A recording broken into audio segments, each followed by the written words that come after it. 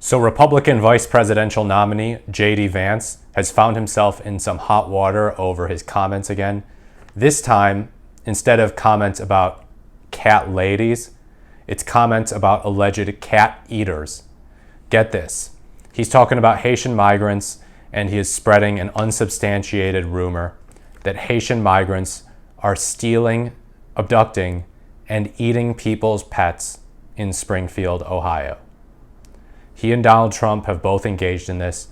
It's again part of the tired old rhetoric to try and get people riled up about the issue of immigration less than 2 months now, before an election.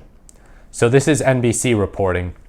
A Biden administration official said that it was, quote, dangerous for Republican VP nominee Vance to promote a false conspiracy theory that Haitian immigrants in Ohio were stealing and eating pets. The scathing criticism came as Vance admitted that, quote, it's possible that the rumor he spread of a pet eating by immigrants would turn out to be false. And as police in Springfield, Ohio said, they had no information to back up the conspiracy theory. Well, I suppose the police in Springfield, Ohio are just a bunch of leftist propagandists. They're probably just paid by George Soros to help make immigrants look good, right? There are so many things to say about this. I mean, first of all, the fact that he's admitting that it's possible that the rumor is totally false is pretty concerning. You're a vice presidential nominee. You're talking about people here, spreading lies about people, obviously not particular people, but a group of people, trying to demonize them, trying to gin up your own base before an election. If you're active on X now, you've probably seen a lot of memes about this, like, oh, they're coming for your cats and Trump is standing in the way.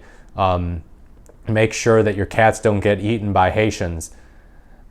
Yeah, so this is really irresponsible. It's reckless.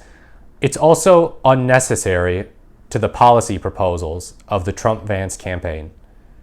You can advocate for secure, strong borders and sensible, conservative immigration policy without trying to make immigrants out to be monsters that they actually aren't. Of course, some immigrants are terrible people. Of course, some natural-born citizens are terrible people. You don't need to go and spread lies like this. I mean, you gotta check the facts before you tweet like this. And the Republican vice presidential nominee here doesn't know any better.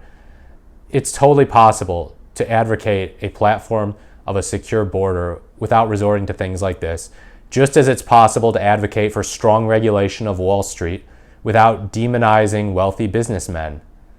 For crying out loud. I mean, it's the oldest trick in the book. Gin up the base before an election, get them to feel contemptuous and outraged towards people in their country. I mean, yeah, so this is really shameful, really embarrassing. And if it comes out that, in fact, Haitian immigrants are actually eating cats, stealing people's cats and eating them, this doesn't really change the analysis. It turns out that Vance was right, but he wasn't basing his allegations on evidence. He was just spouting nonsense, and it turns out that he's right. So yeah, you have to make sure that you know the evidence, know the facts before you make claims like this.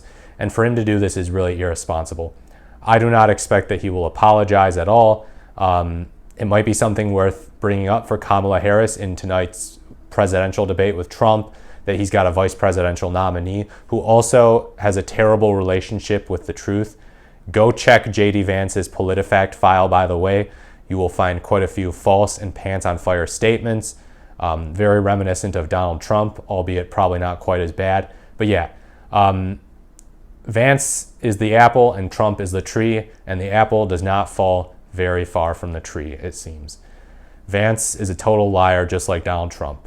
And obviously, lying is not exclusive to Republican politicians, but it sure does seem like the Republican nominees for president and vice president are trying to monopolize it during this election cycle.